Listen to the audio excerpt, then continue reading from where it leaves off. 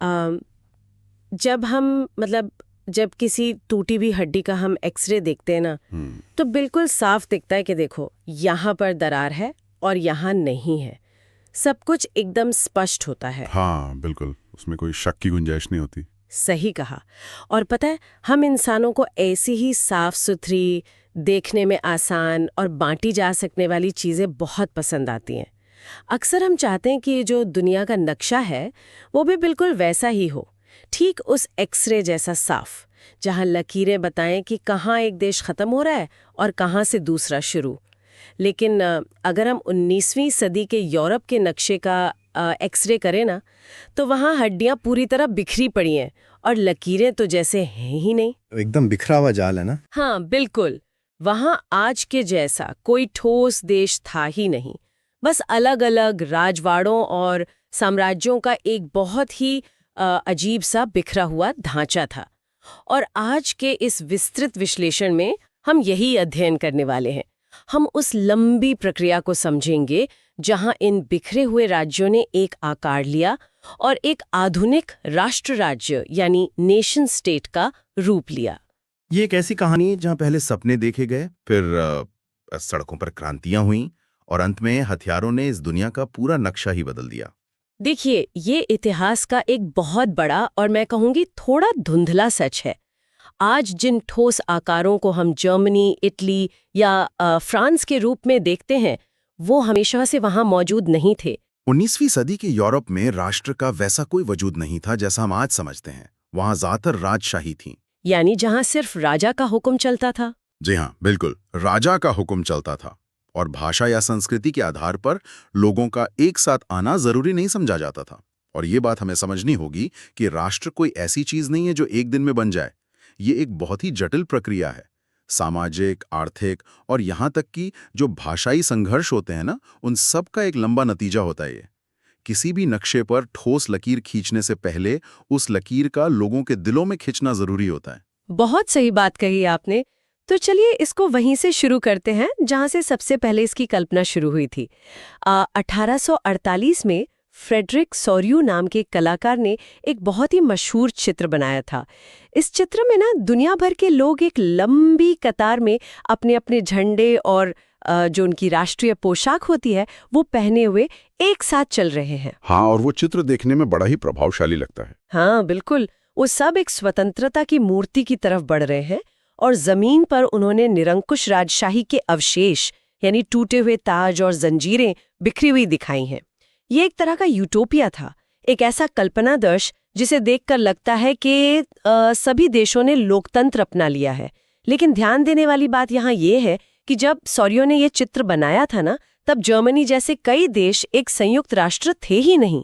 वहां के लोग बस एक उम्मीद का झंडा उठाए चल रहे थे इस चित्र में। यहाँ जो सबसे दिलचस्प बात निकल कर आती है वो ये है कि उस दौर में इस बात पर बहुत गहरी बहस चल रही थी कि आखिर एक राष्ट्र होता क्या है, मतलब उसकी परिभाषा क्या है। सही में लोग तय नहीं कर पा रहे थे क्या? बिल्कुल। उस समय के कई जो विद्वान थे वो मानते थे कि राष्ट्र सिर्फ एक समान भाषा, धर्म या नस्ल से बनता है। लेकिन 1882 में अर्न्स रेनन नाम के एक विश्लेषक ने सोरबन विश्वविद्यालय में एक भाषण दिया और इस मुद्दे को पूरी तरह बदल कर रख दिया। उन्होंने स्पष्ट किया कि नस्ल या भाषा किसी राष्ट्र की बुनियाद नहीं हो सकती। तो उनके हिसाब से बुनियाद थी क्या? उनके मुताबिक राष्ट्र एक लंबे प्रयास, आपसी त्याग और एक साझा इतिहास का नतीजा होता है। उन्होंने इसे एक रोज होने वाला जनमत संग्रह कहा, यानी कि एक डेली प्लेबिसाइट, एक ऐसी चीज जिसे हर दिन साबित करना पड़ता है। अरे वाह, रोज होने वाला जनमत संग्रह, ये शब्द बहुत गहरा है। इसको मैं एक थोड़ी आसान एनालॉजी से समझाने की कोशिश करती हूँ। देखिए, एक राष्ट्र ना किसी कॉलेज के ग्रुप प्रोजेक्ट की तरह नहीं होता। ग्रुप प्रोजेक्ट की तरह? हाँ, मतलब जहाँ लोग किसी असाइनमेंट के लिए एक रात के लिए मिलते हैं, रात भर काम करते हैं और सुबह होते ही अपने अपने रास्ते निकल जाते हैं। रेनान के हिसाब से ये एक परिवार की तरह है। इस परिवार में पुराने गौरवशाली किस्से भी होते हैं, आपसी झगड़े भी होते हैं, पिछली पीढ़ियों ने जो बलिदान दिए वो भी होते हैं, और सबसे जरूरी बात, आगे मिलकर साथ रहने की एक आम सहमति भी होती है। ये बिल्कुल सटीक उदाहरण दिया है आपने। और इस परिवार को या इस कल्पना को एक ठोस आकार देने की जो पहली ठोस कोशिश हुई थी ना, वो कल्पना की दुनिया से निकलकर 1789 की फ्रांसीसी क्रांति के दौरान आई। यही वो मोड़ था जहां से यूरोप के इतिहास ने एक नया और बिल्कुल अलग रास्ता पकड़ा। हाँ, और क्रांतिकारियों ने ना कुछ बहुत ही नए विचारों को जन्म दिया उस वक्त। उन्होंने लापात्रे यानी पितृभूमि और लिसित्वाए यानी नागरिक ऐसे शब्दों को उछाला। इसका मकसद लोगों को एक ऐसी पहचान देना था जहां सबके पास समान अधिकार हो। और पुराने राजध्वज को हटाकर एक नया तिरंगा लाया गया। क्षेत्रीय बोलियों को थोड़ा दबाकर पेरिस की भाषा फ्रेंच को पूरे देश की आवाज बना दिया गया। लेकिन यहाँ इतिहास का सबसे बड़ा ट्विस्ट आता है। हाँ, जब नेपोलियन रंगमंच पर उतरता है। बिल्कुल, जब नेपोलियन की एंट्री होती है। लेकिन नेपोलियन जब आया तो वो अपने साथ 1804 की नागरिक संहिता लेकर आया, जिसे हम आमतौर पर नेपोलियन कोड भी कहते हैं। इस कानून ने आते ही जन्म पर आधारित जो विशेष अधिकार होते थे उन्हें पूरी तरह खत्म कर दिया और कानून के सामने सबको बराबर कर दिया। सबको एक बराबर लाके खड़ा कर दिया। एकदम। अब अगर हम इसके पीछे के मैकेनिज्म को समझे ना कि ये आखिर इतना प्रभावशाली क्यों था, तो इसने एक मनोवैज्ञानिक बदलाव पैदा किया लोगों के अंदर। जब अलग अलग शहरों में रहने वाले, अलग अलग काम करने वाले लोगों को एक ही कानून के डंडे से हंका जाता है, तो उनके अंदर एक साझा पहचान पैदा होने लगती है। उन्हें अचानक लगने लगता है कि वो सब एक ही व्यवस्था का हिस्सा हैं। पर यहाँ मुझे एक बहुत बड़ा विरोधाभास दिखता है। देखिए, शुरू में तो जब ब्रसेल्स और मिलान जैसे शहरों में फ्रेंच सेनाएं आईं, तो इनका स्वागत फूल बरसाकर किया गया था, जैसे वो लोग कोई मसीहा हों जो उन्हें बचाने आए हैं। लेकिन बहुत जल्द वहाँ के लोग नेपोलियन से नफरत करने लगे। तो मैं यहाँ एक सवाल उठाना चाहती हूँ, क्या सिर्फ कानून की बराबरी दे देने को हम आज़ादी कह सकते हैं? क्योंकि नेपोलियन ने पुराने राजाओं के नियम जरूर तोड़े, ये बात ठीक है, लेकिन बदले में उसने लोगों की राजनीतिक आज़ादी पूरी तरह छीन ली ना। हाँ, और यही तो उसका सबसे बड़ा नकारात्मक पक्ष था। नेपोलियन ने प्रशासनिक फायदे जरूर दिए लोगों को, इसमें कोई शक नहीं है, लेकिन बदले में उसने उन पर बहुत भारी टैक्स थोप दिए। अखबारों और किताबों पर इतनी कड़ी सेंसरशिप लगा दी कि लोग अपनी आवाज नहीं उठा सकते थे। और इस सबसे बुरी बात यह थी कि बाकी यूरोप को जीतने का जो उसका सपना था, उसके लिए आम लोगों को जबरदस्ती फ्रेंच सेना में भर्ती किया जाने लगा। बाप रे, जबरदस्ती फौज में भेज रहे थे। जी हाँ, और प्रशासनिक सहूलियतें आज़ादी छीन लेने का अंजाम छुपा नहीं सकती थी। लोगों को बहुत जल्द समझ आ गया था कि ये जो नए नियम हैं, ये उनके भलाई के लिए नहीं बनाए गए हैं, बल्कि ये बस फ्रेंच साम्राज्य को बढ़ाने के लिए थे। और इसी नाराजगी का पूरा फायदा उन लोगों ने उठाया जो पुरानी व्यवस्था को वापस लाना चाहते थे। 1815 में जब नेपोलियन की हार हुई, तो यूरोप में फिर से एक बार पुरानी रूढ़िवादिता या कंजर्वेटिज्म का दौर वापस आ गया। वियना की संधि हुई, जिसमें ब्रिटेन, रशिया, प्रूशिया और ऑस्ट्रिया ने यूरोप को फिर से आपस में बांट लिया, है ना? हाँ, और उन्होंने उन्हीं पुराने राजवंशों को वापस गद्दी पर बिठा दिया जिन्हें क्रांति ने उखाड़ फेंका था। एकदम सब कुछ पहले जैसा करने की कोशिश की। सही बात है। इन रूढ़िवादियों ने लोगों पर बहुत कड़ी पाबंदियां लगा दी। मेटरनिच के नेतृत्व में किसी को भी ये अधिकार नहीं था कि वो ऐसी कोई बात कहे जो लोगों को क्रांति की याद दिलाए या किसी भी तरह से राजा की आलोचना करे। लेकिन एक बात है, जब राजनीतिक आजादी के दरवाजे बंद कर दिए जाते हैं ना, तो आम जनता आगे बढ़ने के नए रास्ते खुद ढूंढने लगती है। और पता है वो नया रास्ता क्या था? वो रास्ता था आर्थिक आजादी। और ये किस्सा सच में बहुत दिलचस्प है, क्योंकि यहाँ बात होती है सीधे सीधे पैसे की। उस वक्त का जो जर्मनी था, वो 39 राज्यों का एक पूरा बिखरा हुआ संघ था। अगर हम किसी आम व्यापारी के नजरिए से देखें, तो उसके लिए अपना काम करना एक बहुत भयंकर सपने जैसा दुश्वार था। मतलब सोचिए, अगर कोई व्यापारी अपना माल लेकर हैम्बर्ग से न्यूरमबर्ग बेचने जाता, तो उसे रास्ते में 11 अलग-अलग सीमा शुल्क नाकों को पार करना पड़ता था और हर नाके पर टैक्स देना पड़ता था। और टैक्स के अलावा एक और बहुत बड़ी परेशानी थी ना, नापने के पैमाने का संकट। ओ हाँ, वो कपड़े वाला किस्सा। बिल्कुल, कपड़े नापने के लिए एक पैमाना होता था जिसे एल कहते थे, और ये हर दूसरे शहर में अलग लंबा होता था। मतलब एक शहर में वही कपड़ा 54 सेंटीमीटर है, तो किसी दूसरे शहर में जाकर वो 65 सेंटीमीटर बन जाता था। इस अजीब सी व्यवस्था की वजह से व्यापार करना लगभग नामुमकिन होता जा रहा था। तो इन्हीं परेशानियों से निपटने के लिए 1834 में प्रशिया की तरफ से ज़ोल्फरिन नाम का एक शुल्क संघ यानी कस्टम्स यूनियन बनाया गया। इसने क्या किया? इसने आते ही मुद्राओं की संख्या को 30 से घटाकर सिर्फ 2 कर दिया और आपसी टैक्स बैरियर को पूरी तरह हटा दिया। लेकिन इस पर मेरा एक छोटा सा तर्क है। मुझे एक बात बिल्कुल समझ नहीं आती। टैक्स बचाने से या ये कपड़ा नापने की परेशानी दूर होने से किसी के अंदर अचानक देश प्रेम कैसे जाग सकता है? मतलब देखिए, पैसा और समय तो हर व्यापारी बचाना ही चाहता है, लेकिन इसका मतलब ये तो नहीं ना कि बस इसके लिए वो देश पर जान देने को तैयार हो जाएगा। देखिए, ये एक बहुत ही लाजमी और वाजिब सवाल है, पर असल में होता यह है कि जो आर्थिक एकीकरण है वो लोगों को आपस में जोड़ने का एक बहुत ही ठोस मनोवैज्ञानिक रास्ता तैयार करता है। जब अलग अलग राज्यों के मध्यम वर्ग के हित, उनके आर्थिक फायदे एक दूसरे से जुड़ जाते हैं तो उन्हें धीरे धीरे समझ आता है कि अगर उन्हें पूरी दुनिया के सामने ताकतवर बनना है तो उन्हें अपने आपसी भेदभाव भुलाने ही होंगे।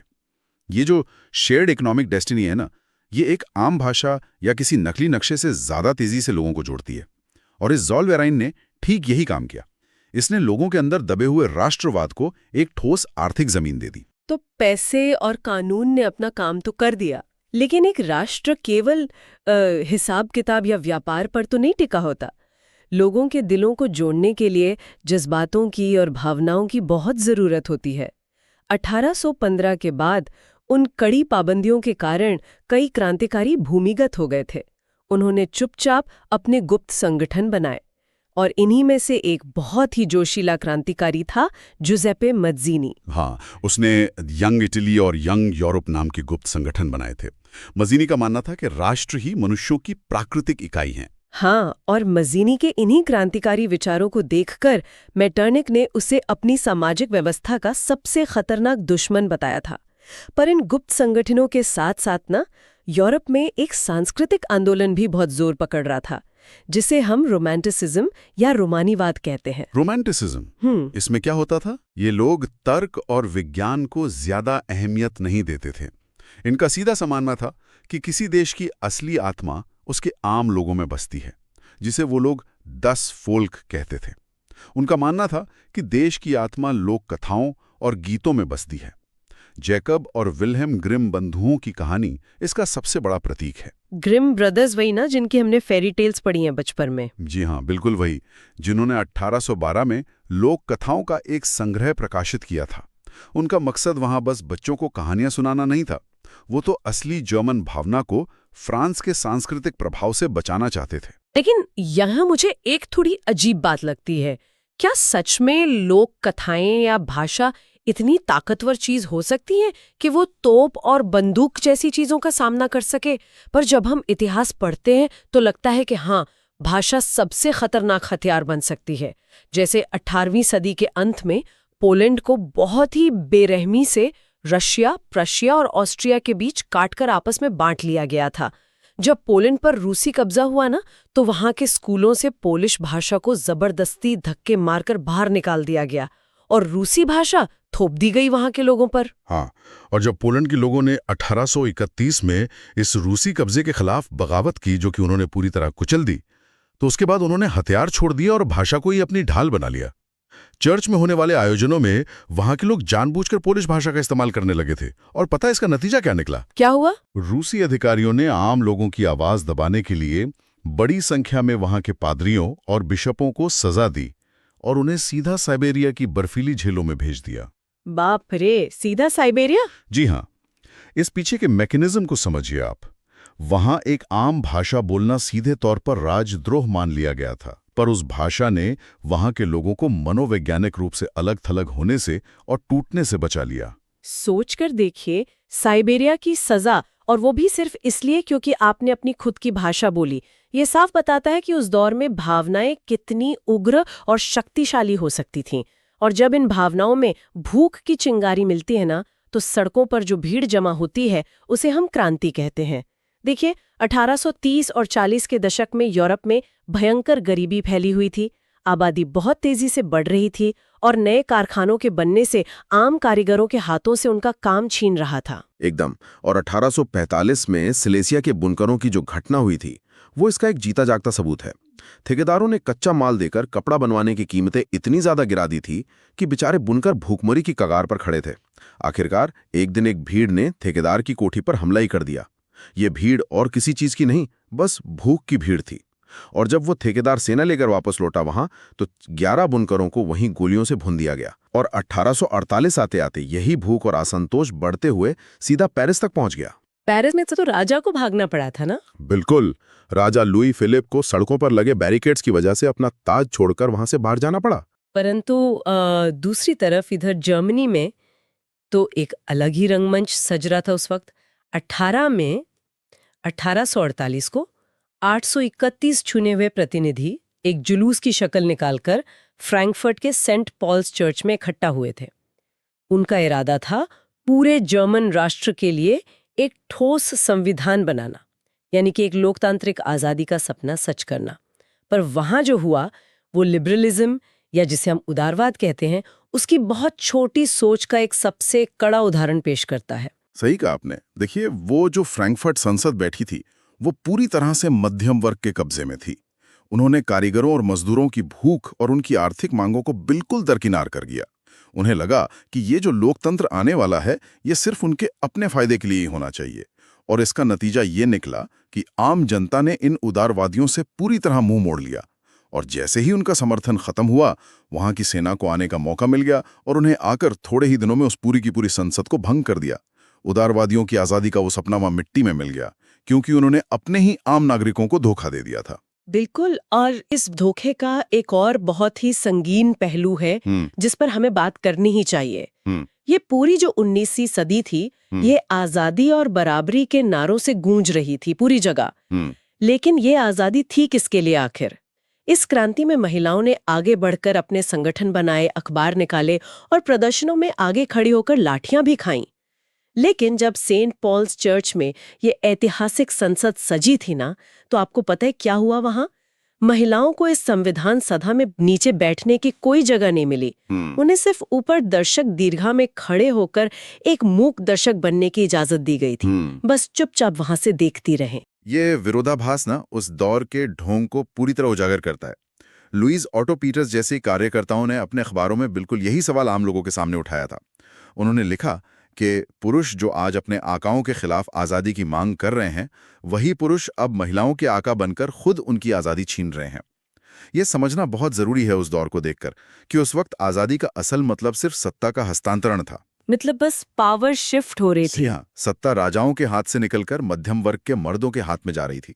इसे सच्ची बराबरी कहना तो इतिहास के साथ एक बहुत बड़ा मजाक ही होगा। और इसी हिपोक्रेसी के चलते ना, जब ये सारा लोकतंत्र और कविताओं के जरिए एक नया राष्ट्र बनाने का जो खूबसूरत सपना था, वो जब 1848 में पूरी तरह फेल हो गया, तो इस रंगमंच पर प्रवेश होता है इतिहास की सबसे सख्त सच्चाई का। अगर राष्ट्र कविताओं से नहीं बनेंगे, संविधान से नहीं बनेंगे, तो फिर बनेंगे कैसे? जवाब था सेना और ताकत से, रक्त और लोह यानी ब्लड एंड आयरन से। एकदम, और यहीं से शुरू होती है असली कूटनीति, जिसे हम रियल पॉलिटिक कहते हैं। 1848 के बाद ना जर्मनी के एकीकरण का पूरा जिम्मा प्रुशिया ने आगे आकर अपने कंधों पर ले लिया। प्रुशिया के मुख्यमंत्री थे ऑटो वॉन बिस्मार्क। बिस्मार्क ने दुनिया को स्पष्ट कर दिया था कि इतिहास की जो सबसे बड़े फैसले होते हैं वो किसी भाषणों या बहुमतों से नहीं होते, बल्कि सेना की नंगी ताकत से होते हैं। उसने प्रुशिया की शक्तिशाली सेना और वहां की कुशल नौकरशाही को एकीकरण का सबसे बड़ा हथियार बनाया। लेकिन मेरे दिमाग में एक सवाल आता है, एक सेना किसी बिखरे हुए समाज को अचानक से एक राष्ट्र में कैसे तब्दील कर सकती है? इसके पीछे उनका क्या मैकेनिज्म था? तो जब हम देखते हैं तो पता चलता है कि यहाँ पर बिस्मार्क ने लोगों के मनोवैज्ञानिक डर का बहुत ही कुशल इस्तेमाल किया था। उसने आसपास के देशों को दुश्मन के रूप में लोगों के सामने पेश किया। सिर्फ 7 साल के अंदर प्रशिया ने डेनमार्क, ऑस्ट्रिया और फ्रांस के साथ 3 बड़े युद्ध लड़े। और जब फ्रांस ने हमला किया था तो दक्षिणी जर्मनी के छोटे राज्यों को अपना खुद का वजूद खतरे में नजर आने लगा और उन्होंने बस डर के मारे प्रशिया का साथ दे दिया। एक भारी दुश्मन ने उनके सारे भेदभाव भुला दिए और युद्ध के मैदान में वो सब मिलकर एक देश बन गए। और इस खतरनाक रणनीति का अंजाम 18 जनवरी 1871 के उस बहुत ही ठंडी सुबह को देखने को मिला। वर्साई के उस विशाल और मशहूर शीश महल में प्रशिया के राजा विलियम प्रथम को नए संयुक्त जर्मन साम्राज्य का सम्राट घोषित कर दिया गया था। और इस तरह जर्मनी एक देश बन गया। हाँ, हथियारों ने उस आजादी को जीत लिया था जो कविताएं और उदारवादी कब की हार चुके थे। और ठीक इसी दौरान इटली, जो सदियों से अलग अलग राज्यों में और यहां तक कि अलग अलग साम्राज्यों के अधीन बिखरा हुआ था, वहां भी ठीक यही मैकेनिज्म देखा गया। सार्डिनिया पीडमोंट राज्य के नेतृत्व में कावूर की कूटनीति और गैरिबाल्डी के लड़कों ने युद्धों के जरिए पूरे इटली को एकीकृत कर दिया। उदारवादियों का काल्पनिक चित्र आखिरकार सेना के जूतों तने एक ठोस नक्शे में बदल ही चुका था। तो आज के इस पूरे अध्याय से और इस गहरी चर्चा से हम इस सफर का आखिरी क्या अर्थ निकाल सकते हैं? देखिए, हम देखते हैं कि आज के जो ठोस देश हैं, जो नक्शों पर बिल्कुल पत्थर की लकीरों जैसे दिखते हैं ना, वो ऐसी कोई कुदरती चीज नहीं है जो हमेशा से वहां ऐसी ही मौजूद थी।